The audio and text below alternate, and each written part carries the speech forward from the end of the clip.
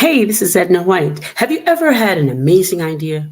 Something you really were excited about, but the moment it was time to act, you froze?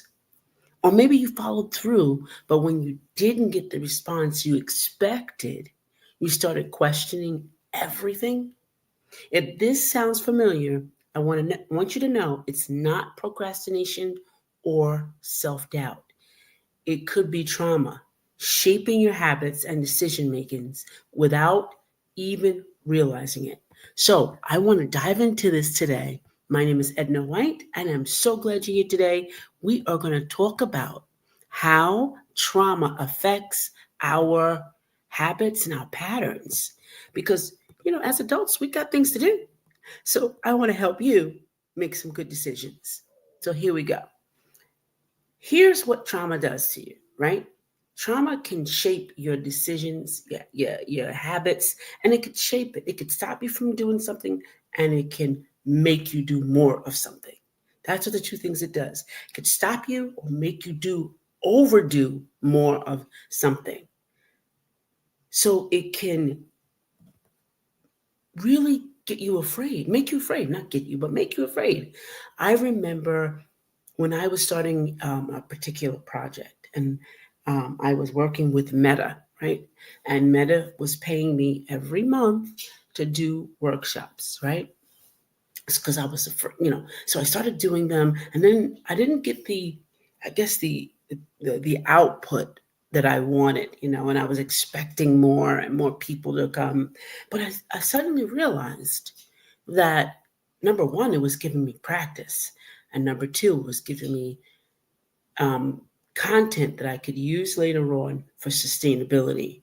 So I was struggling in the middle because I wasn't getting the outcome that I thought that I was going to get. And then the next one I did, I was so afraid that I was going to get maybe even less. So it was fear that was stopping me, and I kept canceling them, not realizing I was cutting my nose off to spite my face, because if Meta was paying me to do 4 workshops a month, and no matter what the outcome was, I was just cutting my nose off to spite my face. I was hurting myself. That's what happens when you do not want to fail someone, you don't want the expectation, right? Or the turnout to be bad because you don't want to let another person down. That's trauma whispering in your ear subconsciously. I was canceling the events, and I was afraid to do them, and I would kind of get muddled in the beginning. So let's understand trauma's influence on you, how it shapes your unconscious mind, right? It begins by carrying those subconscious fears around from the past, because remember, your subconscious kind of helps you avoid danger, right? And it makes us hesitate, it makes us overthink, and makes us avoid opportunities that could help us grow. In my case, it was literally stopping me from growth. And I was like, what am I doing? I'm getting paid on one end, and I'm not doing it because I'm afraid, right? So my opportunity was not helping me grow either way. And I've struggled with that for a long time. And I know you all that are out there probably have struggled too, right? I realized after that it was time for me to break that pattern. It was a pattern. It was when I sat down and really thought about it and started thinking through, I was like, wow, it is a pattern. Now I have to uproot it. I have to first say that it is a pattern and take a look at my life down through the journey, right? I'm going to tell you, I have 150 ebooks that I haven't even put out because of what? Bad patterns. Bad patterns. So I had to look at it and say, wow, I am really not growing because of this bad, and I had to uproot it. So I had to find out why it was happening. Trauma affects our brain's wiring and it creates subconscious patterns, patterns that we just, keep doing, something that we just keep doing day after day. When we experience negative past events, our brain develops protection mechanisms to avoid similar pain. So, for example, if you laughed at school for sharing an idea, right? You might hesitate. If you were laughed at for sharing a great idea that you thought was a great idea, you might hesitate to share ideas in meetings as an adult. If you started a project before and didn't get support, right? If you started like for science, like when you were younger, and your parents were supposed to help you, or you had a partner that was supposed to help you, nobody helped you, and the project was a big failure, you may not do another project as an adult. You may avoid doing projects as an adult. You may even avoid doing projects with other people as team members as an adult. Think about that. It's really, really serious and it impacts you. So, how do these habits impact your decision making? Number one, overthinking and hesitation. Overthinking, you're always in your head and you're always, you start, then you stop. It's like being at a yield sign because you're overthinking. If I go, am I going to miss cars? If I go, is this going to happen? You're overthinking, you're sitting at a yellow light. Then it's hesitation. Instead of taking action, we analyze every possible outcome and end up doing nothing. Number two, avoidance and procrastination. We delay decisions out of fear of failure or rejection. Number three, seeking external validation. We wait for others to approve our choices before acting.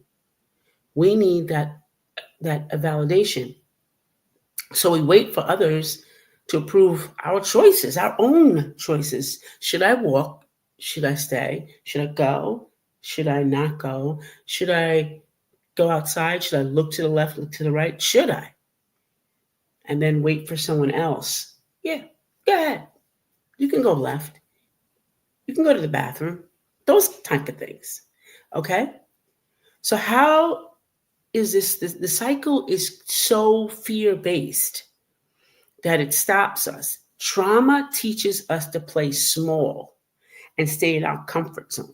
It teaches us don't go outside of that. If we're at the yield sign all the time, don't go outside. That yellow starts coming up. Uh-oh, that's an area that we have never been in before. So that yellow light starts coming on. Then we start seeing it. Boom. Wow, that's scary. It keeps us in the comfort zone. Instead of making choices that help us grow, in my case, with working with Meta, doing those workshops, that was going to help me grow because I was going to get the practice. Then I was going to have content that I could use at another time, right?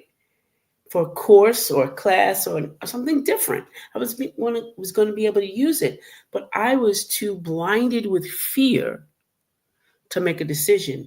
Plus, I was cutting my nose off to spite my face because Meta was already paying me, regardless of how many people I had in the class.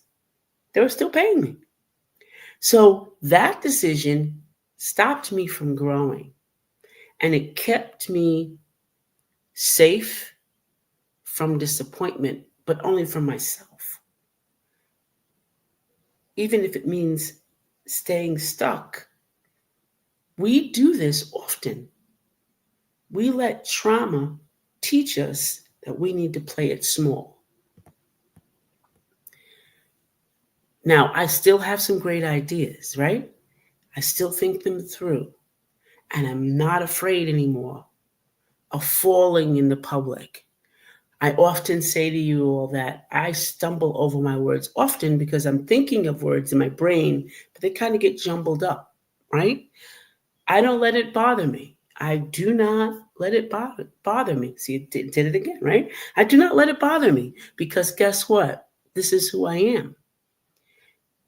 When you don't take action, you don't get a response, or a response that you expected, or you feel that you have made mistakes.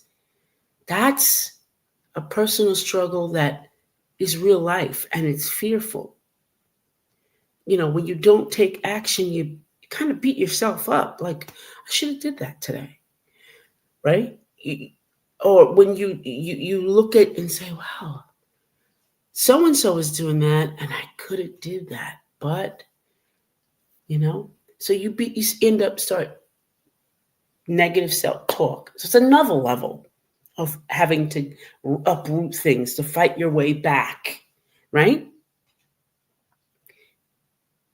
It can make a difference at a turning point for you to realize your hesitations, to realize what's stopping you, what's making you overthink. Because it wasn't about the actual idea. It was about the fear for me, the trauma for me, and the old experiences that still influenced me. So I had to uproot it. I had to learn new habits and create decision making strategies to break free. So, how do we begin to overcome these things? How do we overcome fear based decisions? How can we do that now? Number one is reframe the outcome. Progress over perfection. And I could tell you, if I take one small, tiny step, that's progress. It really is.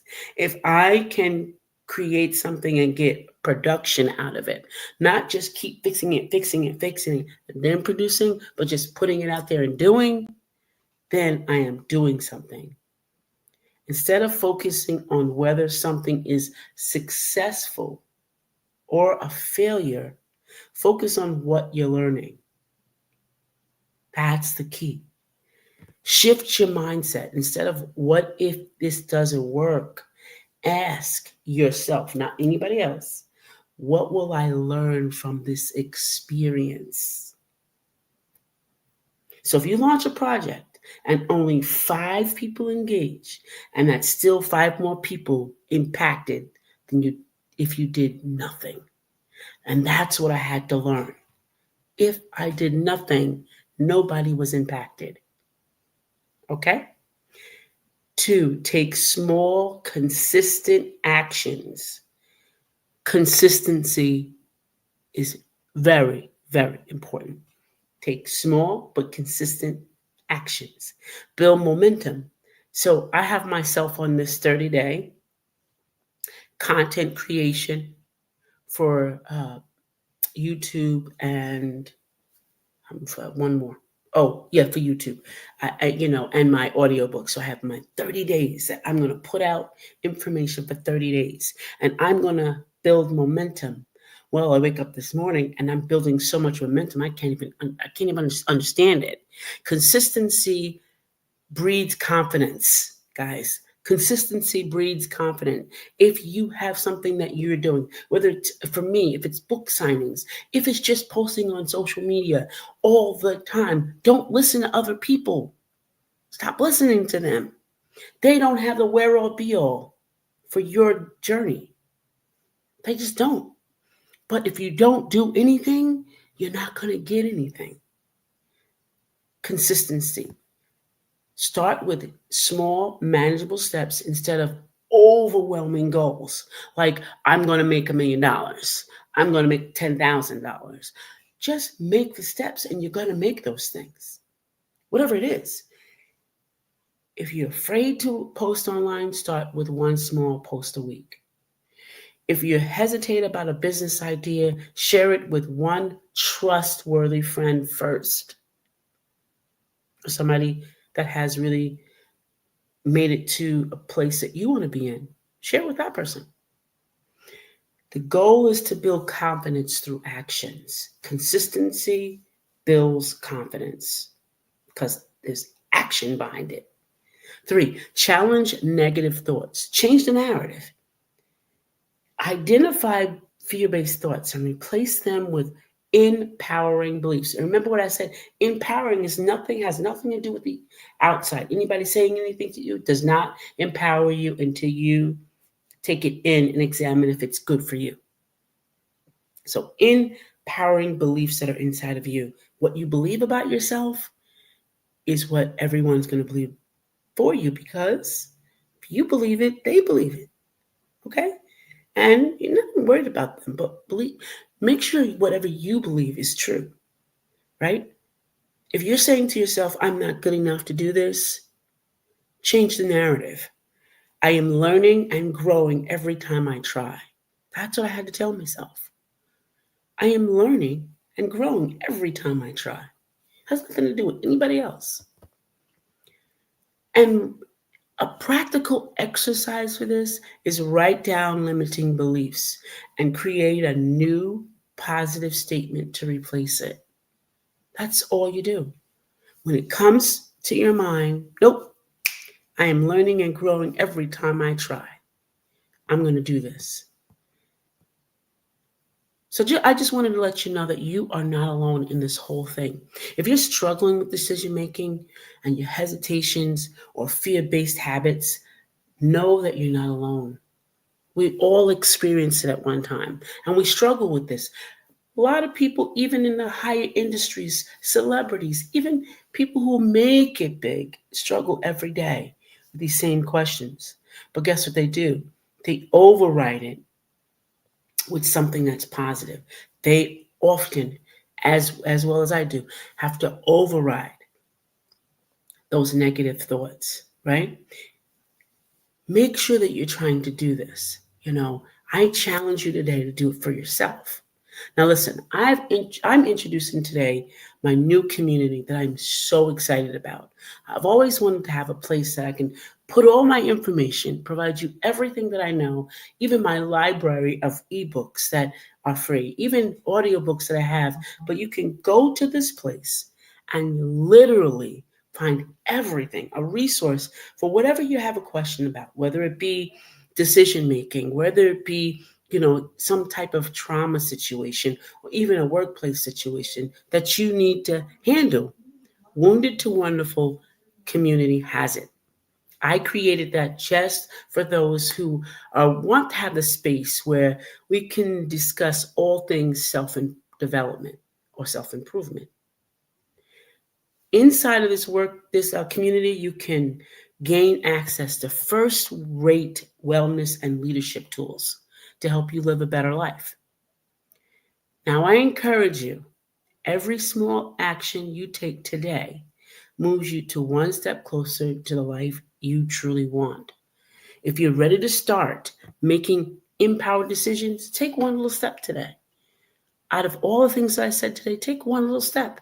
And remember, if you want to join the community, just click the link that's scrolling right now and join the community and get the support you need.